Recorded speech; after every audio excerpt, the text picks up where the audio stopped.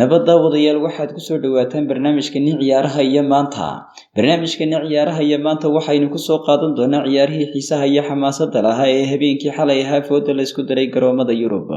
Ugu horreynba waxaynu soo qaadan doonaa kooxdii Barcelona oo gebi ahaanba laga ciribtiray horyaalada Yurub, isla markaana loo diray heerka labaad ee Yurub Liiga. Barcelona ayaa xalay mar kale lagula haasaaway garoon aanay joogin wax taageerayaal ah, iyadoo si hoose loogu dhiibay goolal gaadhaya 3 gool.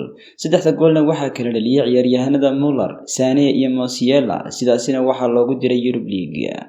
Dhanka kale Chelsea iyo kooxda Ruushka ee barafka ku adeegata waa sanadi ayaa iyaguna geesaha isku daray dalka Ruushka, waxayna is dhaafi waayeen goolal gaadhaya 3-3. Chelsea ciyaaryahankeeda Werner ebriyahaba laga diirniyay ayaa xalay si fiican ugu adeegay. Kooxda reer Ingiriis ayaa hore u socotay balse waxaa kaabada ka dhacday kooxda Ruushka oo hoos loo diray. Dhinaca kale kooxda reer Spain ee Sevilla oo rajo weyn madaxa ku dagsanaysay ayaa garoonka soo gashay iyada oo wajahday kooxda Salzburg, balse 1-0 ayaa dhuuxa loo geliyay, halkaasna waxaa ku saqiirtay rajadeedii horyaalada Yurub.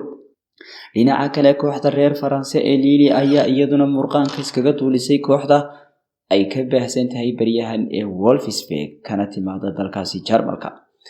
Kooxda reer Talyaani ee Juventus ayaa iyaduna hal caata ah ku jiiday kooxda miskaha yar ee Malmo, taasi oo ka soo lugooday dalka Sweden.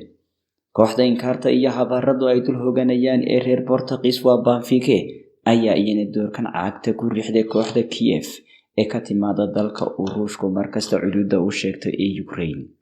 Man United ayaa iyana wixii laga filayay waxaan ahayn la soo shir tagtay, 1-1 seeka ahna waxa ay la gashay kooxda wiilasha dhalinta yardhe ee dalka Switzerland. Balse waxaa baraf ku baajiyay ciyaar kale oo aad loo wada sugayay, taasi oo dhex mari lahayd duqa timaha cad ee Gasperini iyo Unai Emery reer Arsenal ceelka u qodi waayay waa kooxaha Atlanta iyo Villarreal. xubinteeni ciyaaraha ee kooxiisaha badneed ayaa iyana halkaasi inoogu gabagabowday.